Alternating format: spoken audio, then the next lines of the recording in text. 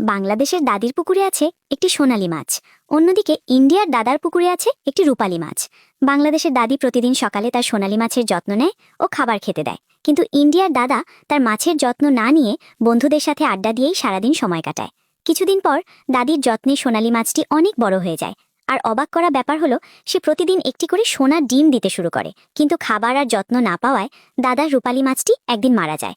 এতে রাগ আর হিংসায় দাদা লুকিয়ে এসে দাদির সোনালী মাছটিকে বিষাক্ত পদার্থ খাইয়ে দেয়।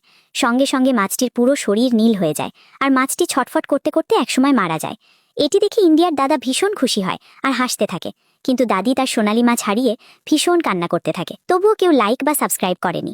বাংলাদেশের দাদির পুকুরে আছে একটি সোনালী মাছ, অন্যদিকে ইন্ডিয়ার দাদার পুকুরে আছে একটি রূপালী মাছ। বাংলাদেশের দাদি প্রতিদিন সকালে তার সোনালী মাছের যত্ন নেয় ও খাবার খেতে দেয়, কিন্তু ইন্ডিয়ার দাদা তার মাছের যত্ন না নিয়ে বন্ধুদের সাথে আড্ডা দিয়েই সারাদিন সময় কাটায়।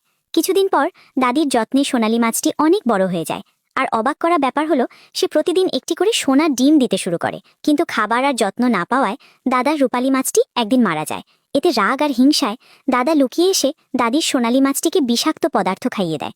সঙ্গে সঙ্গে মাছটির পুরো শরীর নীল হয়ে যায়, আর মাছটি ছটফট করতে করতে একসময় মারা যায়। এটি দেখে ইন্ডিয়ার দাদা ভীষণ খুশি হয় আর হাসতে থাকে, কিন্তু দাদি তার সোনালী মাছ হারিয়ে ভীষণ কান্না করতে থাকে। তবুও কেউ লাইক বা সাবস্ক্রাইব করেনি।